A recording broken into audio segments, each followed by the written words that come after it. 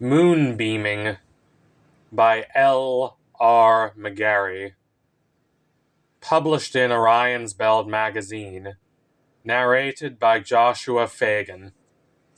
Anyone can catch a crescent moon. Crescents are young and fearless, or too old and tired to flee. All you need to do is find an old lake on a still, cloudless night when the crescent's reflection shimmers on the water like a handful of silver, and reach out and grasp it. The crescent may wiggle as it solidifies under your fingers, but in a few moments it will fall still, a beautiful and steady light for you to use. Wisps of moonlight will leak from the corners like smoke until there is nothing left, but even the most clumsily snatched crescents will shine through the night.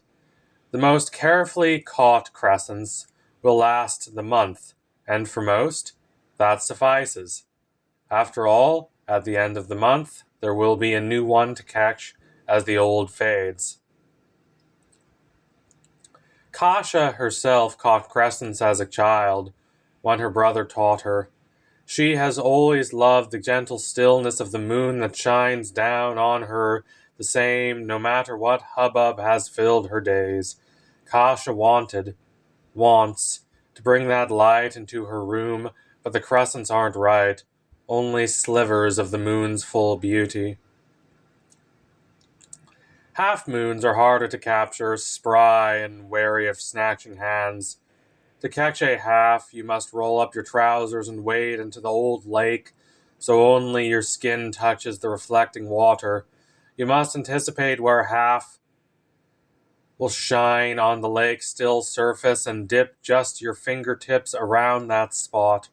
Then you must wait as the half rises and its reflection swims between your hands. Slowly you must coax your fingers around the hesitant half, as you would touch a sleeping child. It will buck and flop like a fish, but you must be gentle yet firm. Wait and soothe that skittish light until it solidifies, and only then lift it from the water. Kasia's father is one of the few who bother to gather half-moons. Halves lose light more slowly than crescents and can last a full year before fading away to nothing, but they are less valuable. Crescents leak faster if sold or bartered away, but halves will fade overnight if separated from their tamer. Kasia took one half-moon when her father taught her, tricked and coaxed it into her hands. She kept it in her room for the full year it shone for her, and after that she never caught another moon, crescent or half. The half was almost worse than the crescents with how far it still was from the night, how close it should have been. Kasia wanted the moon, entire, not some part of it caught to be useful. No one has ever caught a full moon.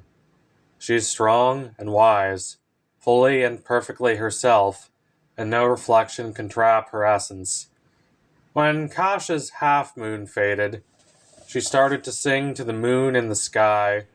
Her song swelled as the moon waxed and faded away as she waned. Kasia knows each crater in that light, so that it is obvious to her when it is the day before the moon is full, or the day after she is full, or that one perfect moment when she is completely herself fulfilled. Kasia waits for those beautiful moments, when she can almost hear the moon singing back. They are far too few. Once a month can never be enough. So Kasia decides she will try not to catch the full moon, but to woo her, so she may never fade away again. On a cloudless, still night when the moon will be perfectly full, Kasia goes to the old lake. She strips on the shore before the moon has risen and swims out to the center. As the moon slowly bathes her in light, Kasia sings every moon song, letting her longing rise up as she looks steadfast at the moon, never once glancing at her reflection. When Kasia is finished, the moon has reached her zenith. From sky to ground and back, the two beam at one another. Kasia floats for long moments, gathering courage. Then, With a deep breath, she sinks beneath the water and waits for her ripples to still. Looking up, there is no reflection to see, only the moon's familiar light filtering straight down to her. When the water is as still as glass, Kasha floats up into that light. She pauses just beneath the surface, gazes up at the moon through her reflection, and kisses her. For just a moment, the moon is real against Kasha's lips. Craters shift softly, light thrums against her. Then the moment breaks and Kasha is above the water again, gasping in the light of the faraway moon. She floats in the old lake until the moon sets, caressing her reflection on the water. Next month, she will return for this moon, her full moon. Perhaps one day her moon will stay with her through the month. Until then, she will be dreaming of another kiss.